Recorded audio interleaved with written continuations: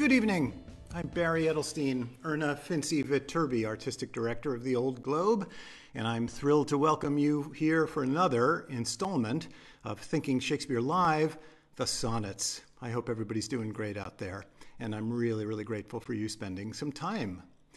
The Old Globe believes that theater matters, and our commitment is to make it matter to more people. And we do that in a lot of ways, primarily through the superpower of theater making, which is gathering community. When we're in our beautiful theaters in Balboa Park, or even here on digital platforms like this, what we do is we say we're starting at 6:30, and hey everybody, come and join us because we're going to start to make a piece of community together. We're going to come together and tell some stories. Tonight we're going to tell a story about Shakespeare and about his sonnets, his great body of poetry. And this is our third program. Thanks for coming back. We've got two others that are on the Old Globe's YouTube channel, which you're welcome to take a look at. And now we're going to jump on in and talk about one of these magical, beautiful, special poems. Now, I've received a lot of emails from folks who have been watching from all over the United States, really. I've been so moved that this thing is reaching so far beyond our little corner of California here in San Diego. And a couple of questions have come in. And one of them has been, hey, Barry, I want to buy a book about these incredible poems. So what can you recommend? And here are a couple ones that I'd like to tell you about. There's this, the Arden Shakespeare edition of the Sonnets. You can see that my version of it looks a little different from the one over there. Where is it? It's right down there, which is the current edition of the Arden Third series of sonnets, edited by Catherine Duncan Jones. There's another one that I can recommend, which is one that I remember from when I was in graduate school, so, you know, yellowed and well-thumbed. This is Stephen Booth's great masterwork about the sonnets, and as you can see over there, it's got a different cover now in an edition that was subsequently introduced. These books are academic books. They're really for scholarly pursuits, and they're full of all sorts of notes and annotations about the language and about the history of these poems. If you're looking for something that's a little more suited to a general reader, then I can recommend this one, which is from the great Folger Shakespeare Library in Washington, D.C. It's the Moat and Werstein edition of the sonnets, and it's really geared for general users. It's got Shakespeare's other poetry in it, easy, straightforward notes, very, very simple to understand, and I think that you'll find that one to be a very, very useful volume. So those are some books that you can order and bring on in. You can find Shakespeare sonnets all over the internet. You can start at the Folger Library. You can just type Shakespeare sonnets into Google. You can go deep internet on all this stuff and find all kinds of really, really cool goodies. Now the sonnets, as you'll recall from our previous two programs, were published in this version here in 1609. You can see at the bottom of the page, at London for TT, that's the publisher, Thomas Thorpe. By 1609, Shakespeare was a big, big deal. He had already written all of his masterpieces. He would retire from playwriting only 3 years later. He'd written Hamlet and King Lear and Othello and Macbeth and The Merchant of Venice and Taming of the Shrew and As You Like It and all these incredible plays. And this series of poems came out, and they contain 154 poems. And they really are little miniature capsules of everything we love about Shakespeare and his language. They have that incredible richness, that incredible density, that incredible deep, rich psychology and humanity that we associate with his language in his plays. Their themes, I've got them listed there: love and jealousy, big idea, the crazy things that we do when we fall in love, the sense of transformation that we feel, sometimes the darkness that love makes us feel, romance and physical attraction and the beauty of being in love, and of course sex, a big idea in these poems. Then there's some abstract themes about time and how time works and time's power to destroy things. And then the secret silver bullet that defies time, which is poetry itself. And look, to tell you what these amazing 154 poems are all about in 4 little bullet points is sort of silly. They're much greater than that. They span an enormous number of themes about nature and humanity and friendship and what it means to be in a family and what it means to feel alone and what it means to feel in a group. They just are this incredible treasury of humanity. Their form is pretty simple. They all have 14 lines, every one of them. Those 14 lines are organized in groups, 3 quatrains, which is a group of 4, and a couplet. So that makes 12, 3 times 4, plus 2 more is 14. So 3 groups of 4 plus 2, 14 lines. They have a rhyme scheme, and that rhyme scheme is a little complicated. Here are the rhymes from Sonnet 18, which we looked at last week. Day temperate, May date, shines dimmed, declines untrimmed. So they alternate. Each group of 4 lines, the last word on those lines alternate rhymes. So you can see it written in code there, A, B, A, B. That means the first and third lines rhyme, the second and fourth lines rhyme, all the way down to the couplet, C, thee. Those 2 lines rhyme. The poems are written in iambic pentameter. That'll take you back to high school English, that little phrase. That's a fancy way of saying that they have a rhythm. And the rhythm alternates stressed syllables and unstressed syllables. So they go de-dum. That's an iamb, 2 syllables that goes de-dum. First syllable unstressed, second syllable stressed. And so penta, which is 5, pentameter, 5 sets of iambs, means de-dum, de-dum, de-dum, de-dum, de-dum. You think of any famous line of Shakespeare, friends, Romans, countrymen, lend me your ears. The quality of mercy is not strained. Once more unto the breach, dear friends, once more, and close the wall up with our English dead. Shakespeare writes in this de-dum, de-dum, de-dum, de-dum, de-dum rhythm, and the sonnets are written in that rhythm too. We don't say it that way. We say it a little more smoothly than that, but that's the rhythm that's underlying these compositions. Finally, each sonnet has a turn. It tells a little story. It makes a little argument, and then that argument cuts in a different direction. And that happens at line 9. In Italian, that's called the volta, or the turn. And in the classic sonnet form, that happens at line 9. So we're saying, hey, being sheltering in place and being at home for all these weeks is really rotten, but at least I get to spend more time with my family, and that's the turn that I make. And so typically in a Shakespearean sonnet, at the beginning of line 9, you'll see but or yet when that turn happens. I said typically because sometimes Shakespeare breaks the rules. And that's what I want to talk about today, Shakespeare's propensity for rule breaking, because the sonnet that we're going to look at tonight, the volta doesn't happen on line 9. Oh my God, that radical Shakespeare breaking his own rules. That volta's supposed to happen on line 9, and it doesn't in the sonnet that we're going to look at today. Also, in the sonnet that we're going to look at today, the iambic pentameter changes a little bit, and some of the lines don't go de-dum, de-dum, de-dum, de-dum, de-dum. So rules in Shakespeare are things to be taken carefully. And that's what I really want to get into for a minute here, because over the last 2 programs, I said a lot of things about the sonnets. They were written in this year. They were published in this year. We don't know who they were dedicated to. Oh, they are about this and they're about that. And we need to be careful whenever we make a pronouncement about Shakespeare, because sometimes Shakespeare's a little more complicated than that, and we have to tolerate a little uncertainty. We have to be willing to bend and twist and break the rules a little bit. Now there is that first publication in 1609 that I told you about. You see how big Shakespeare's name is on there, because as I said, he was famous in 1609, and Thomas Thorpe, publishing this, thought, Shakespeare's famous, I'm going to sell a ton of copies of his sonnets. But guess what? That didn't happen.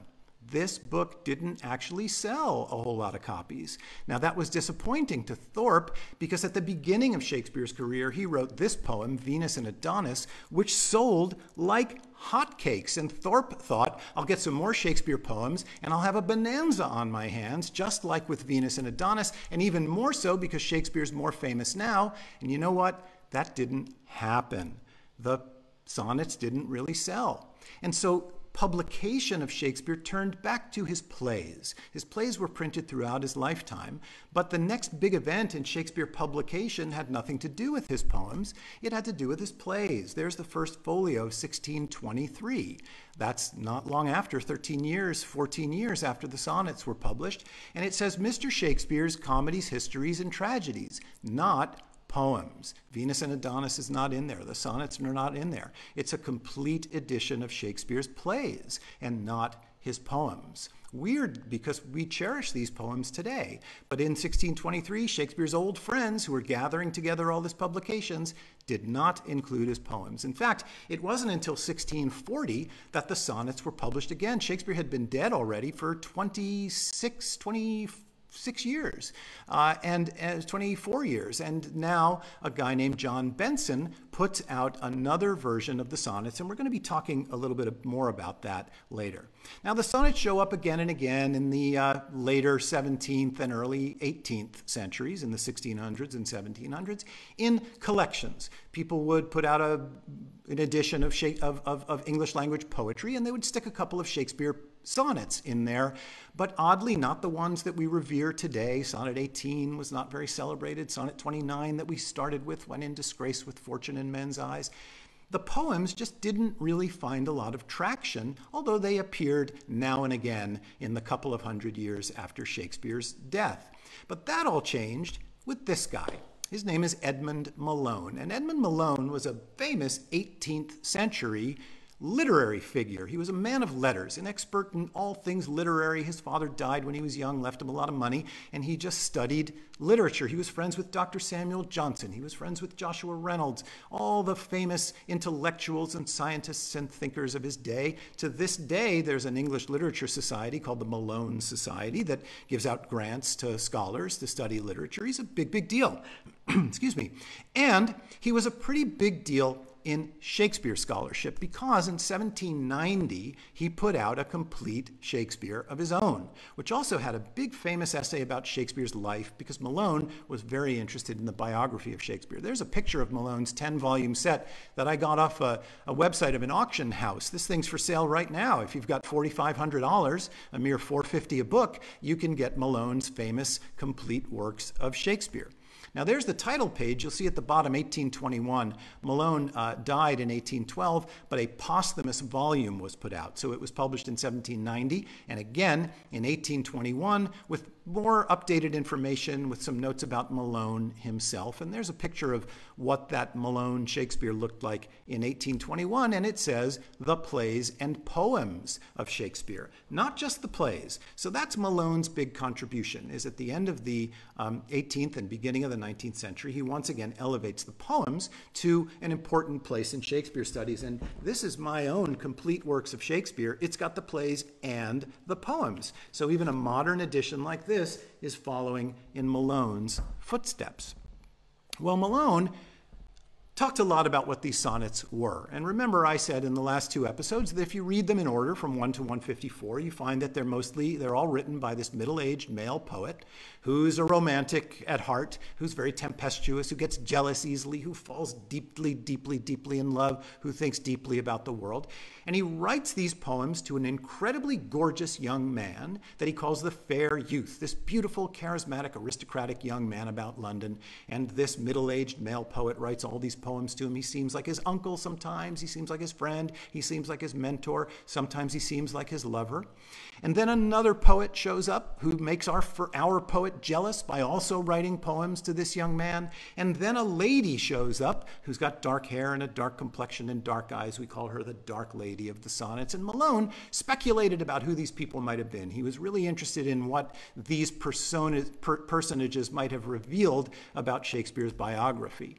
And Malone said something 200 years ago that I told you in the last two programs, which is sonnets number 1 through 126 are written to this fair youth, and sonnet 127 to 154 ditch the fair youth, and they are written to the dark lady. And this is the received wisdom. Comes from Edmund Malone in 1790, these things we think about these Shakespeare poems.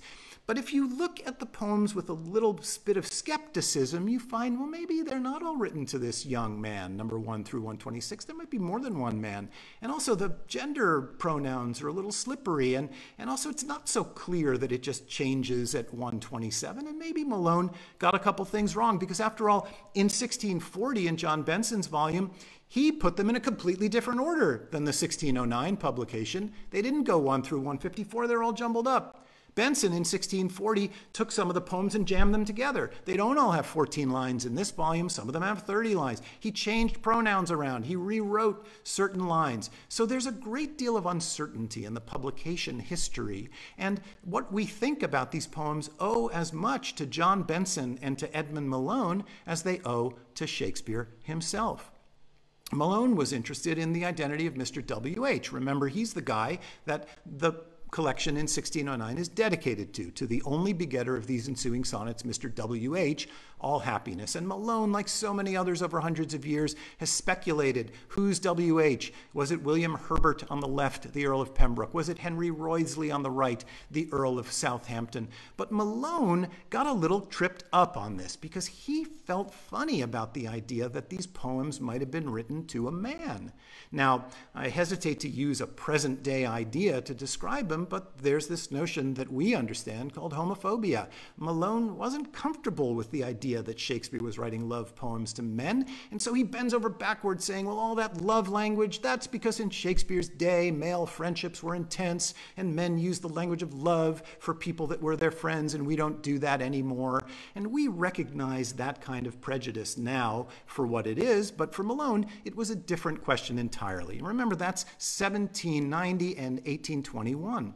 But that changes thanks to Oscar Wilde in 1889, only 70 years later. And Oscar Wilde has his own thought about the mysterious Mr. W.H., and he writes a famous short story called The Portrait of Mr. W.H., where he says that W.H. is an actor in Shakespeare's company named Will Hughes, young and beautiful, because there are a lot of puns in the sonnets about the word hue and hues. And so Wilde writes this story about an imagined love affair between Shakespeare and this actor in his company. And ever since 1889, a mere 70 years after Malone, that's how we've thought about these poems. So individual thinkers change the way that we approach this material. And there's a lot of uncertainty involved. So anybody who tells you the rules, 1 to 126 or to this boy, 127 to 154 or to this woman, you have to take that with a grain of salt, because our ideas about Shakespeare change all the time. When I was in graduate school in the late 80s, the Oxford University Press put out a complete works of Shakespeare and attributed some of the plays to people other than Shakespeare, said that Shakespeare collaborated with writers. This is only 30 years ago when I was in graduate school. At the time, it was a crazy idea. But today, 30 years later, that's the received wisdom, that Shakespeare wrote collaboratively with other people. He was still the senior writer, but there were collaborations. Again, the point is that our certainties about Shakespeare are up for grabs. Things about Shakespeare change, like fashion changes, like taste changes. So what do we have left? What we have left is the poetry itself, the language of the poems themselves. And that's what we have to treasure. Poetry for poetry's sake. We have to love these poems for what they tell us, for what the language says. Now, throughout this whole pandemic, I've been thinking about this big idea that this little virus is causing such violence in the world, disrupting governments, disrupting economies, making people sick, destroying healthcare systems all over the world. And I run a theater, I run a nonprofit theater in San Diego. What chance does a theater have in the face of violence like this? And one day I said, hey, Shakespeare asked that question. The language of Shakespeare can help me think this through. And there it is, Sonnet 65. Since brass, nor stone, nor earth, nor boundless sea, but sad mortality o'ersways their power, how with this rage shall beauty hold a plea, whose action is no stronger than a flower? So brass and stone, earth, all these strong things, sad mortality, death, overwhelms them. So if that's true, how in the face of this rage, of this anger, can beauty stand a chance? whose action is only as strong as a flower. Such a beautiful line that really speaks to me about what's going on in our world right now. How with this rage shall beauty hold a plea, whose action is no stronger than a flower. And that's what endures about Shakespeare's sonnets. Not Malone's idea about love, not Wilde's, not some order that some publisher put them in, not some crazy speculation about Mr. W.H., but this eternal question. And you know, we've seen these pictures. That's from the Vietnam War. How with this rage shall beauty hold a plea, whose action is no stronger than a flower. There's the tank man, whose action is no stronger than a flower. Here's something from our own world. How with this rage shall beauty hold a plea, who's just a nurse in a pair of scrubs? So the language of Shakespeare is what we want to look at. The theories are interesting, the scholarly ideas are wonderful, but if we reduce the plays to that, the poems, I'm sorry, to that, then we're missing something essential. And that brings me to tonight's sonnet, our rule breaker, sonnet number 91. Now, as always, I'm going to take you through the sonnet line by line. We're going to make sure we understand what it's saying. We're going to talk about the language in a little more detail, and then you're going to get a chance. Some glory in their birth, some in their skill, some in their wealth, some in their body's force. So the poet is saying, you know, some people think that they're special because of their birth, because of the family into which they were born. Some think they're special because of their talent.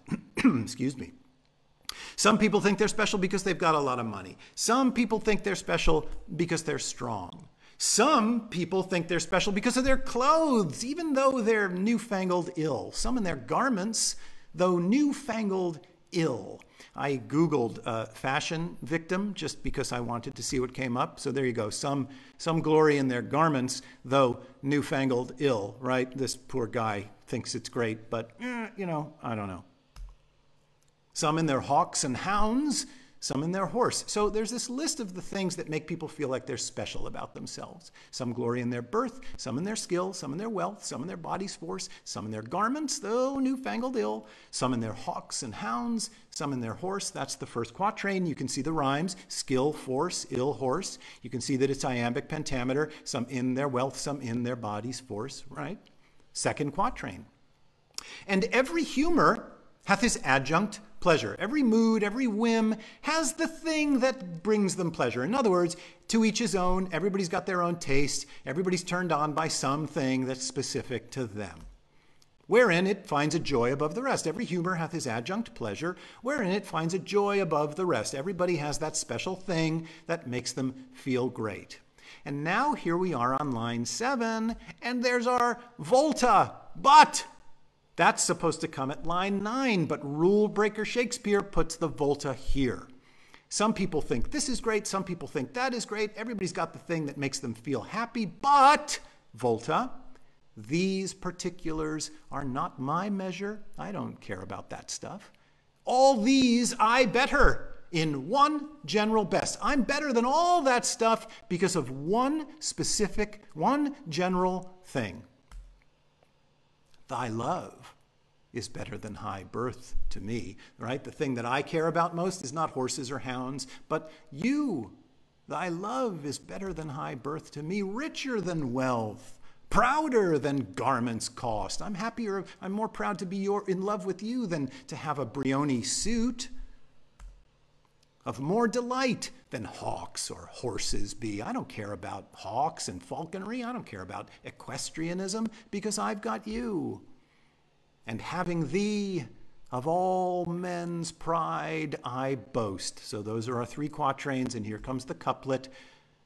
Wretched in this alone, that thou mayst take all this away, and me most wretched make. So the only thing that bums me out is if you would leave me, because I get that other people care about all this stuff. I only care about you, and you could make me really unhappy if you leave. It's a simple little poem.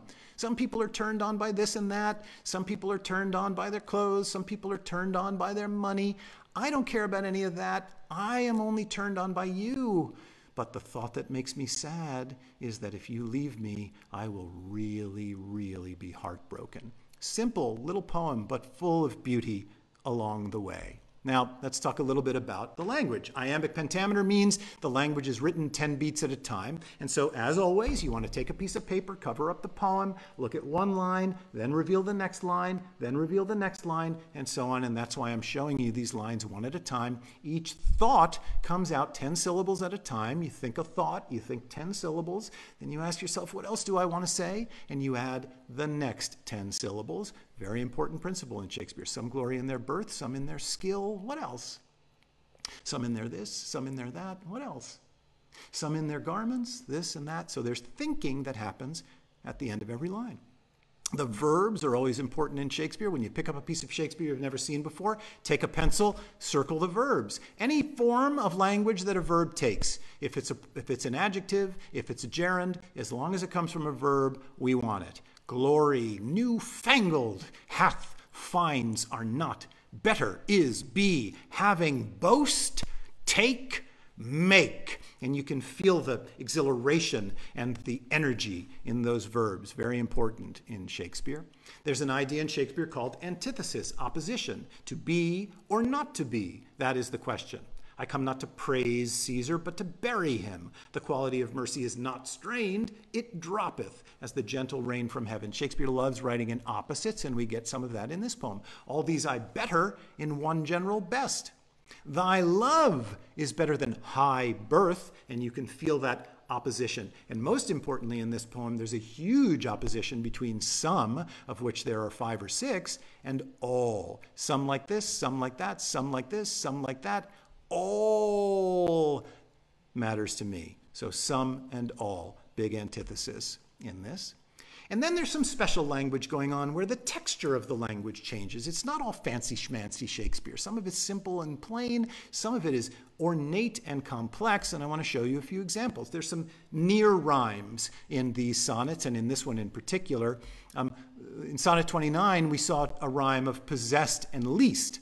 It's close, but not exact. So we call it a near rhyme, possessed and least. Little poetic license allows the writer to use them as rhymes. Here we have cost and boast. But guess what? There's a guidebook that survives from Shakespeare's period that says that cost and boast rhyme. So it was probably coast and boast, or maybe cost and bost. We don't know. We don't know. But sometimes we know that the pronunciation of vowels has changed over 400 years. And so in Shakespeare's period, cost and boast rhymed. Today they don't. We call them a near rhyme. Shakespeare has a lot of fun with rhymes and playing with rhymes. That's A Midsummer Night's Dream. There's a Globe for All production that we did when we take our Shakespeare plays on tour in neighborhoods around San Diego. And Bottom, the crazy weaver in the play who has fantasies of being an actor, he says, "Thy mantle good, what, stained with blood?" And good and blood don't rhyme. And so Shakespeare has fun where the guy says, "Thy mantle good, what, stained with blood?" And so rhyming and near rhyming and almost rhymes are big things that Shakespeare loves to have fun with. Spondees. Now remember, I told you this rule-breaking sonnet doesn't always follow iambic pentameter. So look at these lines. All these I better in one general best. Thy love. If you follow iambic pentameter, then the orange words are unstressed and the red words are stressed. All these I better in one general best. Thy love is better than high birth to me. All this away and me most wretched make. That's iambic pentameter. But nobody who speaks English would say that these is more important than all, or this is more important than all. Those words have stress, even though they fall in what the meter says is an unstressed position. So we say, all these I better in one better best. Thy love is better than high birth to me. All this, thou mayst take all this away, and me most wretched make.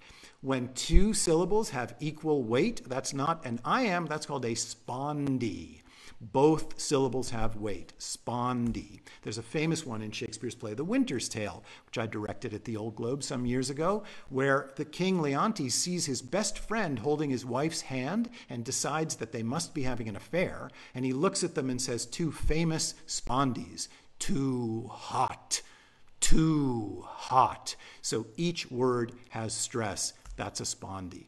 Alliteration is a big deal in this poem. And here we see some in their hawks and hounds, some in their horse, and every humor hath his adjunct pleasure. Alliteration is the repetition of consonant sounds. So this perilous pandemic that plagues my pores, right? That's alliteration, the repetition of a consonant sound, and we see it here. Some in their hawks and hounds, some in their horse. Now, what does alliteration do?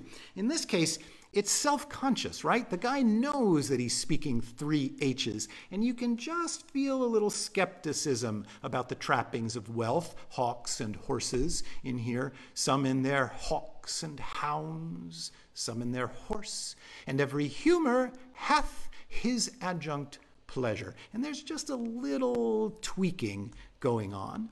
That happens in the famous prologue to Romeo and Juliet. Two households, both alike in dignity. And the chorus says, from forth the fatal loins of these two foes, a pair of star-crossed lovers take their life. So the writer, the speaker, knows that he's being clever and using alliteration to elevate his language a little bit.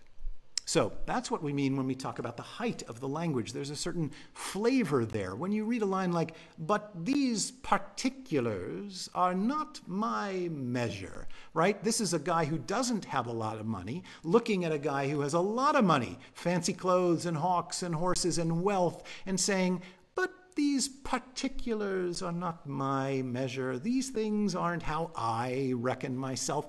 And you can feel that there's a specialness in that language, a certain sauce, a certain spin, a certain wit at play. And then, of course, that terrible couplet where it's this very fun, upbeat poem about how much I love you, and suddenly it crashes to the ground with wretched in this alone, that thou mayst take all this away, and me most wretched make. And you feel this surge of painful emotion come in because the language changes and it goes from this frothy, witty, alliterative thing to this deeply frank, open, heart-wrenching emotion. So that's what we mean when we talk about the height of the language in Shakespeare's plays. So now I'm going to step out of the way and we're going to do this sonnet together. And we're going to go one line at a time, and you're going to think about somebody that you love, and together we're going to say Sonnet 91 by William Shakespeare. Ready? Here we go. Some glory in their birth, some in their skill, some in their wealth, some in their body's force, some in their garments, though new-fangled ill, some in their hawks and hounds, some in their horse. And every humor hath his adjunct pleasure, wherein it finds a joy above the rest. But these particulars are not my measure. All these I better in one general best. Thy love is better than high birth to me, richer than wealth, prouder than garments cost, of more delight than hawks or horses be, and having thee, of all men's pride I boast. Wretched in this alone, that thou mayst take all this away, and me most wretched make. Isn't that a gorgeous poem? Isn't Shakespeare miraculous and beautiful? I think it is. And I know that wherever you are, you did that poem beautifully. And I hope it touched something as deep in you as this material always, always, always touches in me. So thanks for hanging out. Now look, if you have any questions or anything you want to share, there's my email address, hibarry@theoldglobe.org. So send it in. Do me a favor and visit the Facebook page of our Arts Engagement Department to see their incredible programming that we do in the community when we're there physically, but that we're doing virtually now. You can learn how to write a play. You can learn the secrets of what goes on backstage at the theater. Check out what our artistic department is putting together, special messages and performances from artists in the Old Globe family from all over the country, all kinds of wonderful stuff that we're putting together, a book club where you can read Shakespeare with our company, Dramaturg.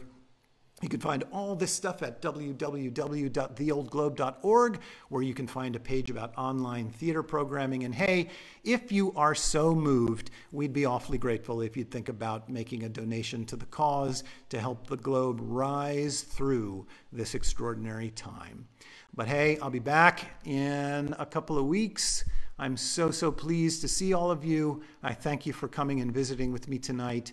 Don't panic. Be brave, be kind, take care of yourselves, take care of each other. Thanks a lot. We'll see you soon.